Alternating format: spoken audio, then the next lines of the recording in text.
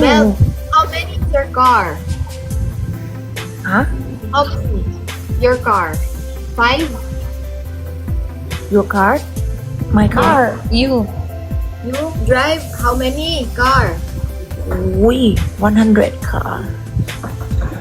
Diskaya lang. Car model, you know? Mini car. Wow, you know what, Gotchabel?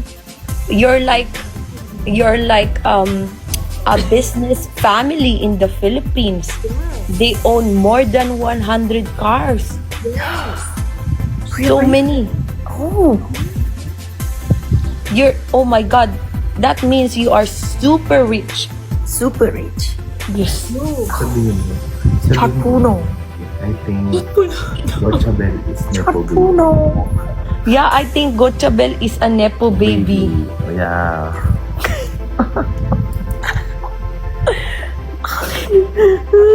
Ano na yan? Rochi.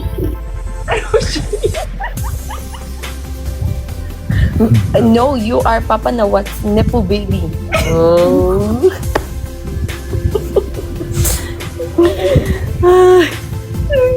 Ay, Puno. bakit may pag-shot puno? Ikaw na. Disney princess. Yes. Oh yeah, I you know. are a Disney princess. Disney Princess Gotchabel. You know, I am Miss Confidence. Yes. Manma. Manma. Manma. Miss Confident, you know? แรงมาก Yeah.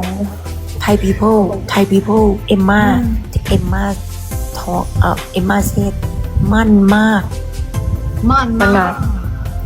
มั่นมาก Manmak. มั่นที่หน้ามาก Miss Confidential. Miss Confidence Iba yun, mga guys, iba yun. Princess na what? Princess na Oh my God. Good job. Atin yung napanood itong nakakatuwang conversation ni Emma Tiglao, CJ Opiasa at itong si Gotchabel na Miss Grand Thailand. So mga kapolitika, napakayaman pala nitong nanalong first runner-up dito sa Miss Grand International na si Miss Grand Thailand at minsan meron ngang moment doon or time na kung saan is siya ang taya or nanglilibre dito kay Emma Tiglao at kay CJ Opiasa.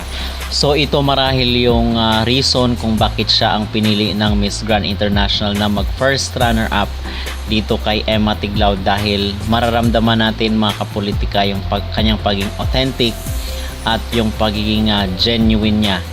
At at the same time, napaka hardworking rin itong si Miss Thailand. So kahit ganon yung estado nila sa buhay, ay maganda at maayos siya makisama sa kanyang kapwa-tao. So ito yung reason at nakita ng Miss Grand International na deserve siya. Siguro kung wala lang si Emma Tiglao mga kapolitika, ay marahil ito na yung first crown ng Miss Grand Thailand dito sa MGI competition. So it just happened na kalaban ni Miss Thailand itong si Emma Tiglao na napakalakas na pambato sa MGI 2025, kung kaya nahirapan siyang sungkitin ang kauna-unahang Golden Crown ng Thailand para dito sa MGI competition. But nonetheless, ay napagaling makisama itong si Gotchabel. So nagpost rin po pala itong si Emma Tiglao kasi naisip niya yung journey niya, di ba? Na masasabi rin naman natin na hindi naging madali yung kanyang pagsungkit ng Golden Crown ng Miss Grand International 2025, pero hindi talaga sumuko itong si Emma Tiglao at talagang focus lang siya dito sa goal niya na maabot yung corona ng MGI. So napaiyak itong si Emma while on the plane. I believe na galing sila dito sa Chiang Mai, at itong Chiang Mai pala mga kapolitika is ito pala yung hometown ni Vena Pravinar. So pumunta sila at naisip while on the plane itong si Emma Tiglao is naisip niya yung kanyang mga pinagdaanan. So napaiyak siya, naging emotional itong si Emma. While typing my thank you message, puro iyak ako. Nag-flashback lang lahat ng mga pinagdaanan bago makarating dito. Lesson: what we once saw as setbacks were really stepping stones, preparing us for a comeback grander than we never imagined. My first trip as Miss Grand International 2025 was truly special, made even more memorable by sharing it with my grand sisters. Thank you, Miss Grand Lampang, for the warm welcome. It was such an honor to be part of this wonderful celebration.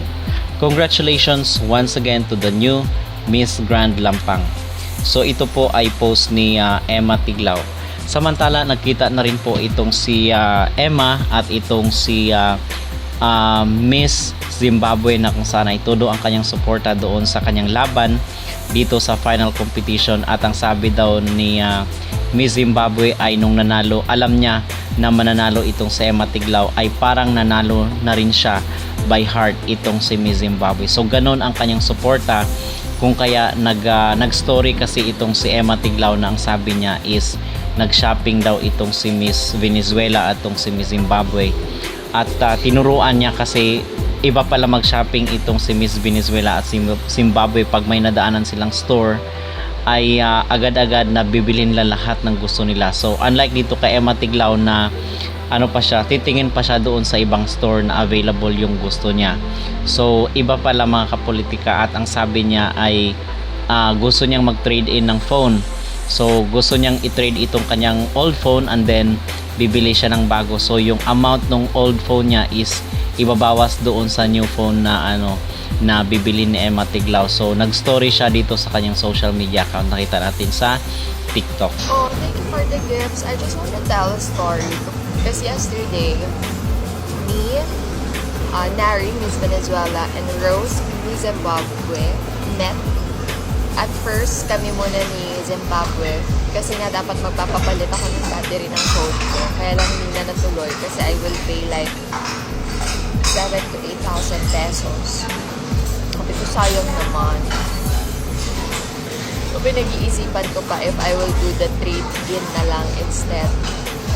Eh, kaya lang nung gagawin ko na yung trade-in, nung decided na ako, wala naman ng available na phone yung gusto ko. Kasi masyadong mahal yung isa, yung orange. So, parang ako. So, anyway, going back to the story, magte-trade-in na sana ako. Parang decided ako kasi hindi naman siya ganun kamahal din. So, nung sasabihin ko na eto yung gusto ko na phone, biglang hindi available. Ubusan na raw sila ng stock. So, parang sabi ko, ay, not meant to be. Tiis-tiis muna tayo. A lot, hindi naman ever. And then, hindi na tuloy, bla bla bla. Tapos nakita na kami din sa Zimbabwe. Kami muna yung unang lumabas. Kasi yun, ang daming stories. Sinanong niya, kumusta na? Sabi ko, I think it's still the same. Kasi, magkakaroon pa rin, tuloy yung buhay. Siguro the only difference is that I'm attending events or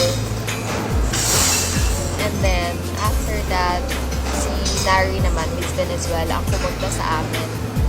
We met sa Central World. Meron kasi doon parang Bangkok Street Market. So we ate there. My favorite mango, unripe mango. And then, parang nabanggit nila na other people or there are people na nagsasabi sa kanila na merong shop na mura. So, sinearch ko yung December's. Malapit lang, walking distance. Niyaya ko talaga, girls, are you willing to walk? It's like 9-minute walk. Sabi, okay. Buti go ulit sila. Buti go lang din talaga sila eh. Edi, nag-walk kami papuntang Platinum muna kasi bago ka makarating ng December, para at least makita mo na nila yung Platinum. So, nag-walk muna kami ng Platinum. Girl, amazed na amazed sila. First time nila dun, girl. Eh, tayo mga Pinoy, pag nag-ng Thailand, yun ang una natin pinupuntahan dahil nga mura. But for them, it was their first time, girl. Unang shop pa lang. Naku, parang gusto na nilang bilhin lahat. Parang pinigilan ko sila. Sabi ko, wait lang, girl. Marami pa tayong makikita. Tapos sabi ko, wait, kalma nyo lang. Hindi na muna kami nag-ikot sa buong Platino kasi nga nakita ko yung Decembers. Napuntahan ko na yun. So gusto ko makita muna nila yun kasi mas mura sa Decembers. Though iba yung mga damit din naman sa Platinum, pero baka may magustuhan din sila sa Decembers. So punta kaming Decembers. Girls, ang daming Pinoy. Thank you for the people who are sending gifts and stickers. Girl, ang daming Pinoy sa Decembers. And I just wanna thank all the Filipino people. May nakita pa ako naging co-host ko sa Aklan doon. Si Jason. So yes.